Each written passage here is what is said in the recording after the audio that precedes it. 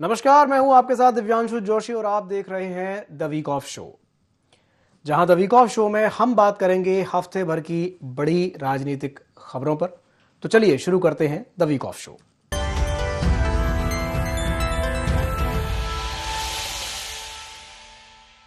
Bharatiya Janata party के स्थापना दिवस के मौके पर मुख्यमंत्री डॉक्टर मोहन यादव ने कांग्रेस पर जमकर निशाना साधा और अपनी सरकार की उपलब्धियों को विस्तार से गिनाया। सीएम ने आरोप लगाया कि कांग्रेस के शासन में न बिजली थी, न पानी था और न ही सड़क जैसी मूलभूत सुविधाएं थीं। सिंचाई का रकबा महज 7.5 लाख हेक्टेयर तक ही सीमित था, जबकि आज भारतीय जनता पार्टी की सरकार में यह बढ़कर 55 लाख हेक्टेयर तक पहुंच चुका है। मुख्यमंत्री ने तंज कसते हुए कहा कि कांग्रेस की राजनीति सिर्फ वादों तक सीमित रही, जबकि भारतीय जनता पार्टी ने राष्ट्र निर्माण को सर्वोपरि मान करके ठोस काम किए हैं।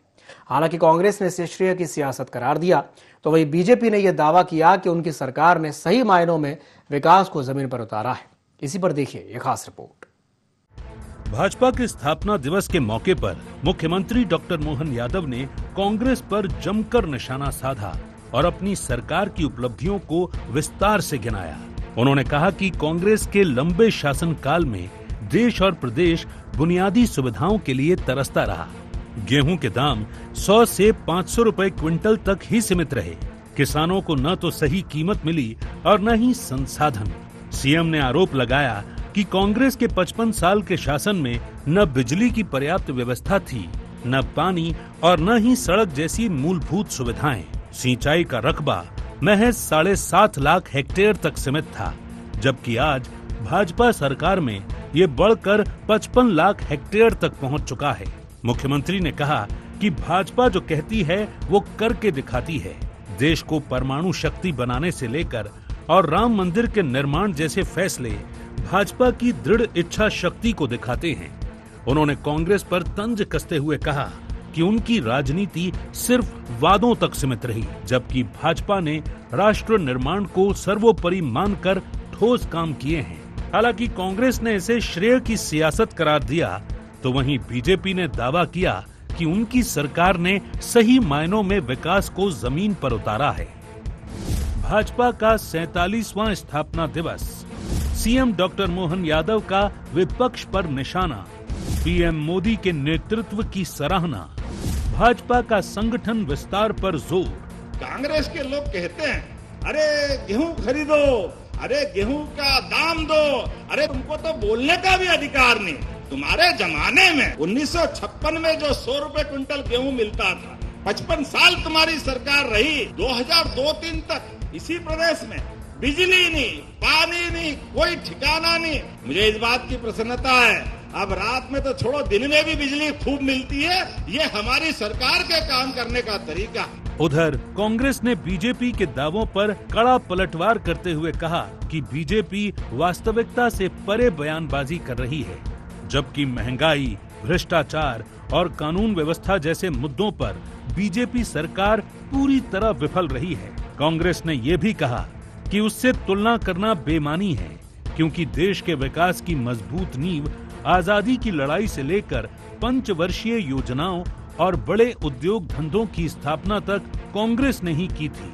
कांग्रेस ने जो किया आज वो जनता के सामने है। भारतीय जनता पार्टी के मुख्यमंत्री आदरणीय मोहन यादव जी कहते हैं, हम जो कहते हैं वो करते हैं। मध्य प्रदेश की राजधानी भोपाल की सड़कों की हालत जाके देख ले, जगह जगह गड्ढे हैं, जगह जगह वो हो रहा है। तो कांग्रेस पार्टी की तुलना तो नहीं कर सकते। कांग्रेस पार्टी ने देश के अंदर जो कुछ किया है वो आजादी की लड़ाई से लेकर आज तक सबके सामने है, और कांग्रेस ने ही देश को आजादी के साथ साथ सुविधाएं दी है आज, और जितने भी कल कारखाने हैं, पंचवर्षीय योजनाएं हैं, उनके माध्यम से देश का विकास किया है। बहरहाल बीजेपी के स्थापना दिवस के बहाने सियासत अपने पूरे रंग में नजर आई।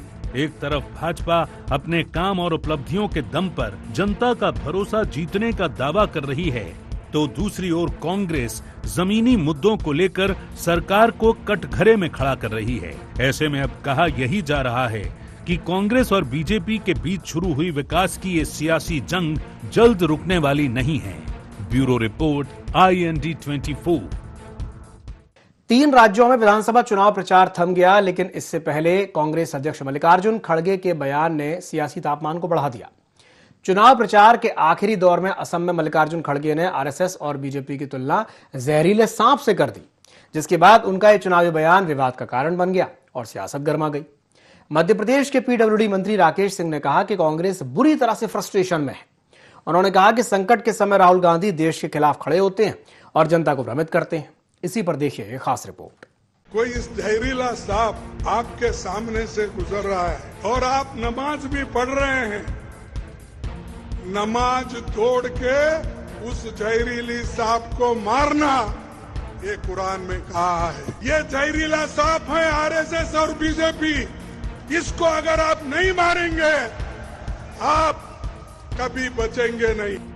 3 राज्यों में विधानसभा चुनाव प्रचार आज थम गया, लेकिन उससे पहले कांग्रेस अध्यक्ष मल्लिकार्जुन खड़गे के बयान ने सियासी तापमान बढ़ा दिया। उनका ये बयान चुनावी विवाद का कारण बन गया और सियासत गर्मा गई। बीजेपी ने इस बयान का तत्काल पलटवार किया। मध्य प्रदेश के पीडब्ल्यूडी मंत्री राकेश सिंह ने कहा कि कांग्रेस बुरी तरह से फ्रस्ट्रेशन में है और अमर्यादित भाषा बोल रही है। उन्होंने आरोप लगाया कि संकट के समय पर राहुल गांधी देश के खिलाफ खड़े होते हैं और जनता को भ्रमित करते हैं। मल्लिकार्जुन खड़गे के जहरीले बयान पर घमासान। अमित शाह बोले, ये अपमानजनक व दुर्भाग्यपूर्ण। जेपी नड्डा ने कहा, कांग्रेस की हताशा साफ दिख रही। शहजाद पूनावाला बोले, कांग्रेस की नफरत फैलाने की कोशिश। सुधांशु त्रिवेदी ने बताया, देश को बांटने वाला बयान। कांग्रेस बुरी तरह से फ्रस्ट्रेशन में है। आप राहुल गांधी जी की भाषा देख लीजिए, खड़गे जी की भाषा देखिए, कांग्रेस के नेताओं की भाषा देखिए। असंयमित है, अमर्यादित है। संकट के समय पे जो हमारे शत्रु देश हैं, उनके साथ खड़े होके राहुल गांधी जब जहर देश को पिलाने की कोशिश करते हैं, तो वो क्या है? इतना ही हम कह सकते हैं कि कांग्रेस सदमे में है। उधर कांग्रेस नेता और विधानसभा में नेता प्रतिपक्ष उमंग सिंघार ने मल्लिकार्जुन खड़गे के बयान का समर्थन किया।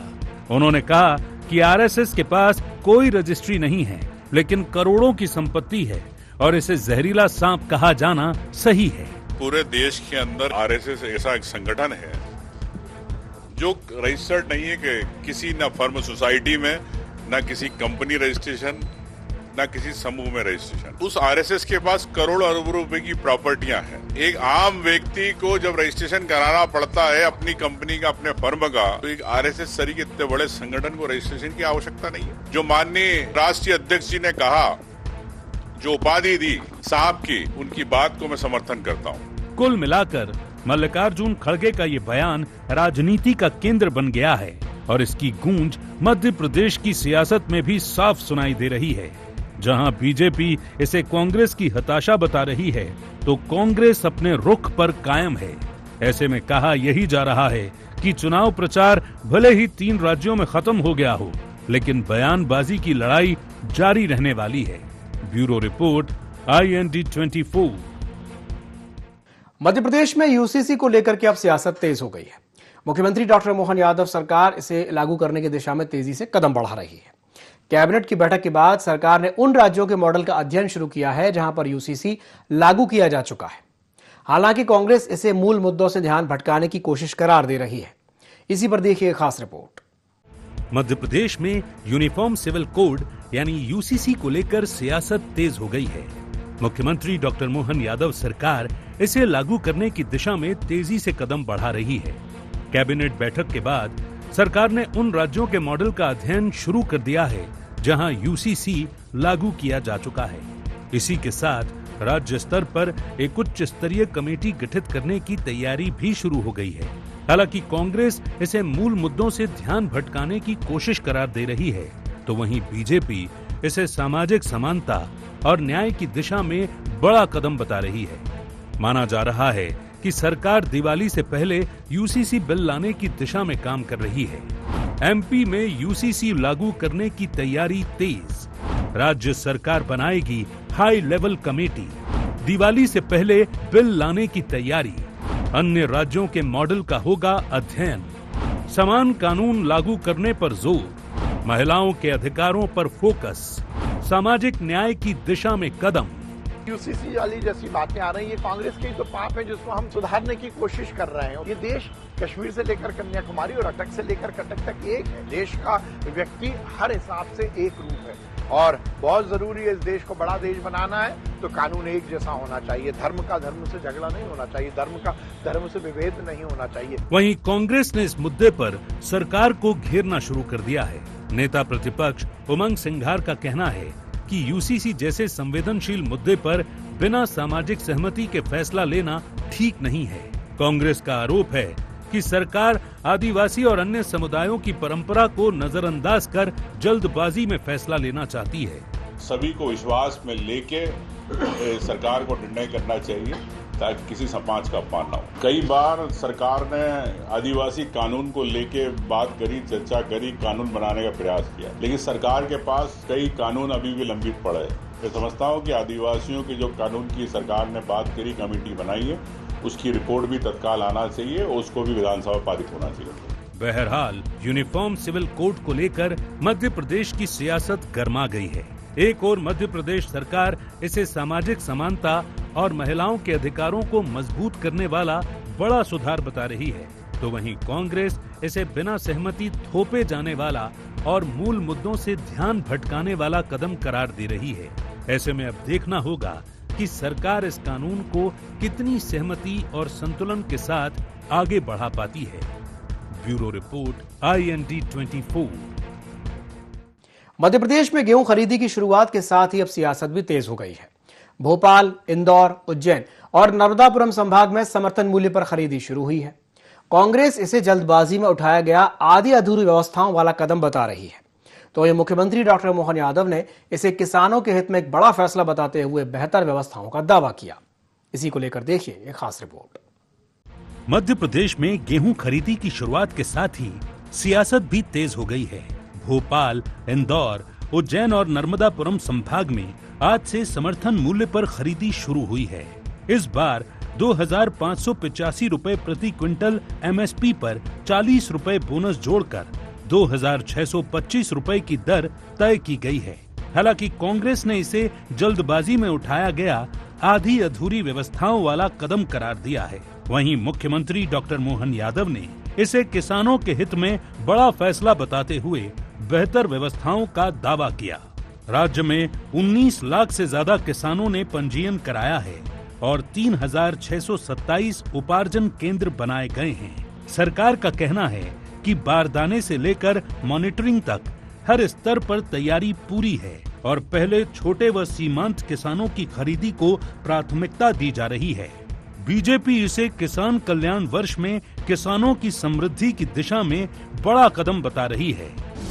MP में गेहूं खरीदी की शुरुआत, मंडियों में किसानों का हुआ भव्य स्वागत, तिलक, माल्यार्पण और मिठाई खिलाकर सम्मान, हर उपार्जन केंद्र पर आत्मीय अभिनंदन, किसान मोर्चा अध्यक्ष समेत जनप्रतिनिधि रहे मौजूद, सरकार ने जताया किसानों के प्रति सम्मान, बीजेपी ने किसान हितैषी नीतियों का दिया संदेश। एक एक दाना पूरा खरीदेंगे उसको गेहूं, किसी भी किसान को मतलब गेहूं उसका इस तरह का नहीं रहेगा कि उसको कम भाव में बेचना पड़ेगा। एक समय था कि 600 रुपए कुंटल गेहूं का था। भारतीय जनता पार्टी की जब सरकार आई, जब से आई है, किसानों को इतना दिया है, 0% ब्याज पे पैसा दे रहे हैं। गेहूं खरीदी भी आप देखो कि लगातार मतलब मैं समझता हूँ सरकार खरीद रही। सोयाबीन पे अभी भावांतर के रेट से उन्होंने 1300 करोड़ रुपए दिए। मैं समझता हूँ ये अद्भुत काम है, मतलब ये कोई सरकार नहीं कर सकती। मोहन यादव जी की सरकार है, मध्य प्रदेश के अंदर किसानों के लिए बहुत काम कर रही है। उधर कांग्रेस ने गेहूं खरीदी में देरी और व्यवस्थाओं को लेकर मोर्चा खोल दिया। सागर, खंडवा, रतलाम, भोपाल और श्योपुर समेत कई जिलों में कांग्रेस ने प्रदर्शन किया। PCC चीफ जीतू पटवारी ने कहा कि सरकार ने जानबूझकर खरीदी में देरी की, जिससे किसानों को मजबूरी में अपनी उपज कम दामों पर ओपन मार्केट में बेचनी पड़े। पार्टी का आरोप है कि कई खरीदी केंद्रों पर न तो पर्याप्त इंतजाम है और न ही किसानों के लिए बुनियादी सुविधाएं, जिससे उन्हें गर्मी में परेशान होना पड़ रहा है। सरकार से मेरी मांग है कि MSP पर जो इनकी घोषणा थी चुनाव के पहले, उसका पालन करें। जितने मैट्रिक टन किसानों ने रजिस्ट्रेशन कराया, उतने मैट्रिक टन अनाज का प्रोक्योरमेंट करें। खुले में अनाज न रखें, नहीं तो लाखों टन अनाज जैसे पहले बर्बाद होता रहा है वैसे ही बर्बाद हो जाएगा। सरकार की अभी कोई तैयारी नहीं है। बहरहाल गेहूं खरीदी ने सिर्फ मंडियों में हलचल नहीं बढ़ाई, बल्कि सियासत के मैदान में भी नई बहस छेड़ दी है। सरकार इसे किसानों के सम्मान और भरोसे से जोड़कर देख रही है, तो विपक्ष इसे जमीन से कटी तैयारी और चुनावी रणनीति बता रहा है। ऐसे में कहा यही जा रहा है कि गेहूं खरीदी सिर्फ फसल का सौदा नहीं, बल्कि सियासी भरोसे की भी परीक्षा बन गई है। Bureau report, IND 24। इंदौर नगर निगम में वंदे मातरम को लेकर के शुरू हुआ विवाद अब बड़ा सियासी और सामाजिक मुद्दा बन गया है। बजट चर्चा के दौरान कांग्रेस पार्षद फौजिया शेख अलीम और रूबीना इकबाल के द्वारा राष्ट्रगीत गाने से इनकार किए जाने के बाद सदन में हंगामा खड़ा हो गया और मामला इतना बढ़ गया कि सदन से बाहर करने से लेकर FIR की मांग और पार्टी स्तर पर निष्कासन तक की कार्रवाई शुरू हो गई। भारतीय जनता पार्टी ने इसे राष्ट्रगीत का अपमान बताते हुए सख्त कार्रवाई और FIR की मांग की है, जबकि कांग्रेस ने अपनी ही पार्षद के खिलाफ निष्कासन का प्रस्ताव भेज दिया है। इसी पर देखिए यह खास रिपोर्ट। इंदौर नगर निगम में वंदे मातरम को लेकर हुआ विवाद अब बड़ा सियासी और सामाजिक मुद्दा बन गया है। बजट चर्चा के दौरान कांग्रेस पार्षद फौजिया शेख अलीम और रूबीना इकबाल द्वारा राष्ट्रगीत गाने से इनकार के बाद सदन में हंगामा खड़ा हो गया। मामला इतना बढ़ा कि सदन से बाहर करने से लेकर FIR की मांग और पार्टी स्तर पर निष्कासन तक की कार्यवाही शुरू हो गई। भाजपा ने इसे राष्ट्रगीत का अपमान बताते हुए सख्त कार्यवाही और FIR की मांग की है, जबकि कांग्रेस ने अपनी ही पार्षद के खिलाफ निष्कासन का प्रस्ताव भेज दिया है। वहीं पार्षद रूबीना इकबाल ने धार्मिक आधार पर गीत को लेकर आपत्ति जताते हुए कहा कि ये उनकी आस्था के खिलाफ है। इंदौर नगर निगम में वंदे मातरम पर बवाल, कांग्रेस पार्षदों ने गाने से किया इनकार। रूबीना इकबाल बोली, भाड़ में जाए कांग्रेस पार्टी। AIMIM से चुनाव लड़ने का किया दावा, कांग्रेस पार्टी नेतृत्व पर भी उठाए सवाल। चिंटू चौक से कौन होता है मुझे निष्कासित करने वाले? हो सकता है राष्ट्र गान से, वो गीत से मैंने थोड़ा सा परहेज करा हो, लेकिन राष्ट्रगान मेरे बराबर गाया है और बराबर खड़े रह के उनको सम्मान दिया। हमारा कानून हमारे को ये एक इजाजत देता है कि हम पे किसी तरह की कोई जबरदस्ती नहीं कर सकते। हमारे को अधिकार है कि हम क्या गाएं, क्या पहने, क्या खाएं, ये सब अधिकार हमारे को हमारे कानून ने दिया है। वहीं इस मामले पर कांग्रेस के शहर अध्यक्ष और नगर निगम में नेता प्रतिपक्ष चिंटू चौकसे ने सख्त रुख अपनाते हुए कहा है कि पार्टी पार्षद रूबीना इकबाल अब कांग्रेस में नहीं है और उनके निष्कासन का प्रस्ताव प्रदेश कमेटी को भेज दिया गया है। उन्होंने साफ कहा कि पार्टी अनुशासन तोड़ने वालों के लिए कोई जगह नहीं है। वहीं दूसरी ओर इंदौर के मेयर पुष्यमित्र भार्गव ने इस पूरे मामले को राष्ट्र सम्मान से जोड़ते हुए सख्त कार्यवाही की मांग की है। उनका कहना है कि वंदे मातरम का सम्मान हर नागरिक की जिम्मेदारी है और इसका विरोध स्वीकार नहीं किया जा सकता।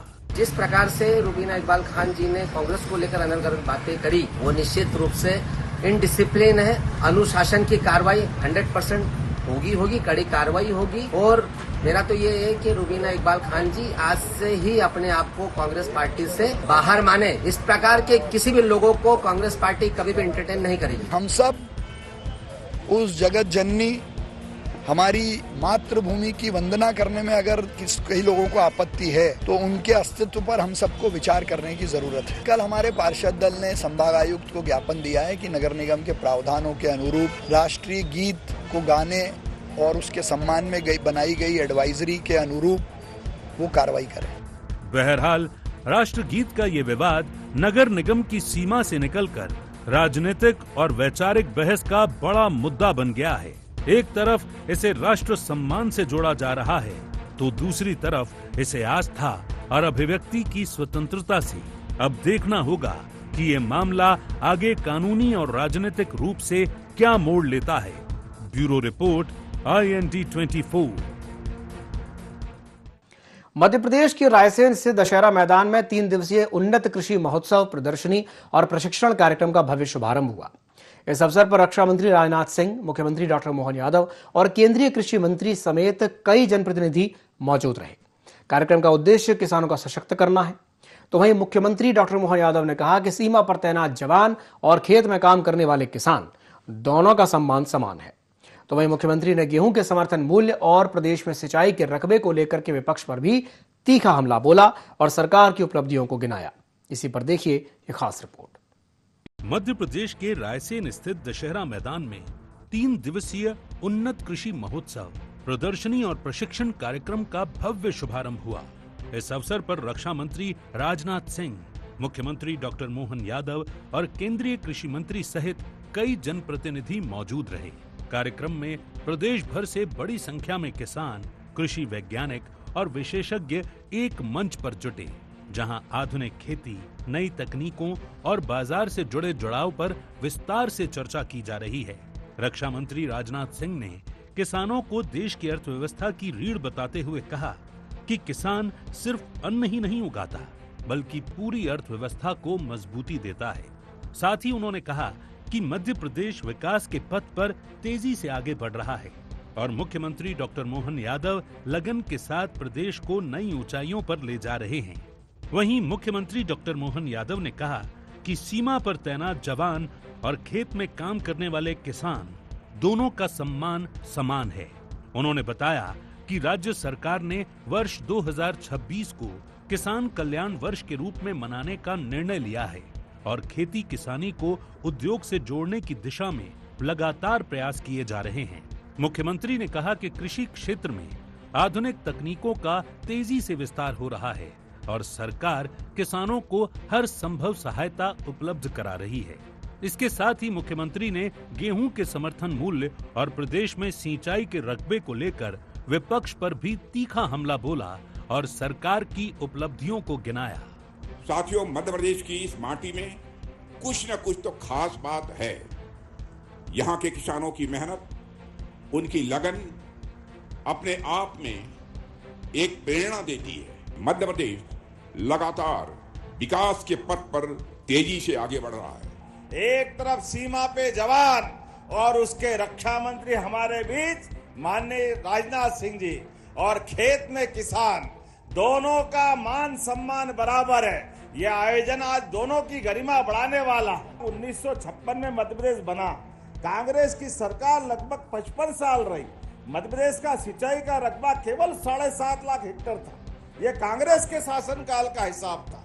गेहूं का दाम 90, 95, 100 इससे आगे नहीं था। 55 साल में केवल 400 रुपए बढ़ा। भाजपा की सरकार में 2625 रुपए क्विंटल गेहूं खरीदेंगे, यह हमारी सरकार का निर्णय है। रायसेन में 3 दिवसीय कृषि महोत्सव 11 से 13 अप्रैल तक ज्ञान, तकनीक और नवाचार का संगम। देश के शीर्ष कृषि वैज्ञानिकों से मिलेगा सीधा मार्गदर्शन। एआई, ड्रोन और डिजिटल खेती से बढ़ेगी उत्पादन क्षमता। मधुमक्खी पालन, डेयरी, मत्स्य और बकरी पालन से बढ़ेगी आमदनी। प्राकृतिक खेती और जैविक समाधान पर विशेष फोकस। ज्ञान और तकनीक से समृद्ध बनेगा किसान। एक ओर सरकार साल 2026 को कृषि वर्ष के रूप में मनाकर किसानों को सशक्त बनाने का दावा कर रही है, तो वहीं दूसरी ओर कांग्रेस सरकार की मंशा पर सवाल उठा रही है। कांग्रेस का कहना है कि ऐसे कार्यक्रमों से प्रदेश की जनता और किसानों को क्या मिलता है, ये सरकार को बताना चाहिए। कांग्रेस का कहना है कि प्रदेश का किसान आज अपनी फसलें बेचने के लिए परेशान हो रहा है, सरकार को उसकी व्यवस्था करनी चाहिए, पर सरकार कृषि महोत्सव मनाने में व्यस्त है। किसान वर्ष के रूप में मना लिया, कितनी जो है नकली खाद, नकली बीज, नकली जो है पेस्टिसाइड सप्लाई करने वालों के खिलाफ मुकदमे बने। प्रदेश को इस तरह के आयोजनों से, इस तरह के महोत्सव कर करके जनता को क्या मिलता है ये बताना चाहिए, किसानों को क्या मिलता है ये बताना चाहिए। अभी आप कृषि उत्सव मेला लगा रहे हैं, उसके अंदर बड़े बड़े भाषण दे रहे हैं कि किसानों के लिए नए आय के स्रोत बताने का काम करेंगे, आप उनकी इनकम कैसे बढ़े उसे बताने का काम करेंगे, कैसे नई खेती की टेक्निक बताने का काम करें। किस समय कौन सी चीज लगना चाहिए आपको नहीं मालूम। ये उत्सव का तब समय नहीं है, ये मेलों का समय नहीं है। किसान की फसलें कब खरीदोगे ये बताओ। कुल मिलाकर रायसेन में आयोजित ये उन्नत कृषि महोत्सव, जहां एक ओर किसानों को आधुनिक तकनीक, वैज्ञानिक मार्गदर्शन और बाजार से जुड़ने के नए अवसर देने का मंच बन रहा है, वहीं दूसरी ओर इस पर सियासत भी तेज हो गई है।